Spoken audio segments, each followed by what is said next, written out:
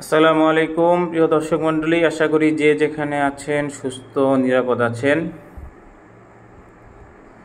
আজকে আপনাদের সামনে একটি হরিণের পোস্টমর্টেম ডিটেলস ভিডিও নিয়ে হাজির হয়েছি। কিভাবে আমরা এই হরিণটিকে পোস্টমর্টেম করলাম তার বিস্তারিত থাকছে ভিডিওতে, তা আশা করি আপনাদের ভালো লাগবে। তা আমাদের উপজেলায় একজন শিল্পপতির ছোট একটি হরিণের খামার রয়েছে, যিনি শখের বশেই আপনার এই খামারটি পরিচালনা করছেন। তো আমরা যখন খবর পাই যে একটি হরিণ মারা গিয়েছে এবং মালিক আমাদেরকে অনুরোধ করেন যাতে আমরা হরিণটিকে পোস্টমর্টেম করি এবং কি কারণে মারা গিয়েছে সেই কারণটা উদ্ঘাটন করি। পাশাপাশি আপনারা অনেকেই হয়তো জানেন যে হরিণের খামার করলেও আপনার হরিণ যদি মারা যায় তাহলে কিন্তু বন বিভাগকে একটা তথ্য দিতে হয়। সেক্ষেত্রে কিন্তু একজন ভেটেরিনারি সার্জনই কিন্তু এই কী কারণে মারা যায় এটা তথ্য দিতে পারেন।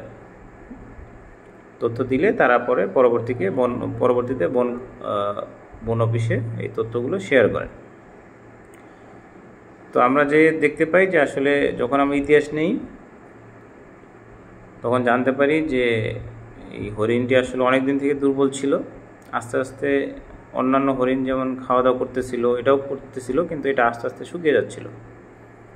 পরবর্তীতে আমরা বডি কন্ডিশন দেখে আসলে বডি কন্ডিশন খুবই পুয়ার ছিল এবং তার চামড়া খুবই পাতলা, মাংসের সাথে লেগেছিল। তারপর হচ্ছে আপনার মাংসটা একদম নাই বললেই চলে, একদম পাতলা, চামড়ার মতোই বলতে গেলে তার মাংসটা। পরবর্তীতে পোস্টমর্টেম করি এবং ফাইন্ড আউট করার চেষ্টা করি। তার লাংস দেখি, তার হচ্ছে আপনার লিভার দেখি, তার ইন্টেস্টাইন দেখি। সব কিছু আপনার দেখার পরে আপনার যকৃত যখন হাত দিয়ে ধরি তখন কিন্তু আমি একটা ফিল পাই তার যকৃতেই সম্ভবত সমস্যাটা আছে। তখন এটা হার্ড লাগে। তো এটা কিন্তু একটা লক্ষণ যে তার লিভারটা নষ্ট হয়ে গিয়েছে। তো কী কারণ নষ্ট হয়ে গিয়েছে এটা আমার সন্দেহ হয়, সে কারণে আমি কিন্তু পরবর্তীতে আপনার এই লিভার বা যকৃতটাকে কাটার পরে আমি যেটা দেখতে পাই যে লিভারের ভিতরে ছোট ছোট ফোসাই বলা হয়, ছিদ্র আছে। এই ধরনের ছিদ্র সাধারণত আপনার কৃমি যদি এই লিভারে থাকে সেক্ষেত্রে কৃমির চলার পথে আস্তে আস্তে সেটা এরকম একটা পথ তৈরি হয়। তো পরবর্তীতে আইডেন্টিফাইড করি যে আসলে এটা ফেসিওলা এক ধরনের কৃমি যেটা আক্রান্ত ছিল, এবং আমরা জ্যাতা কৃমিও কিন্তু এই যকৃত থেকে আমরা পাই।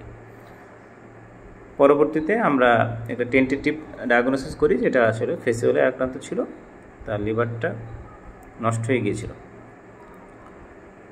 আমরা পরবর্তীতে তাদেরকে প্রেসক্রাইব করি যাতে তারা পরবর্তী যেই সুস্থগুলো আছে, হরিণগুলো আছে, তাদের সকলকে ডিওয়ার্মিংয়ের আওতাভুক্ত নিয়ে আসে এবং আমরা প্রয়োজনীয় এই দিক নির্দেশনা এবং মেডিসিন তাদেরকে পরামর্শ প্রদান করা হয়।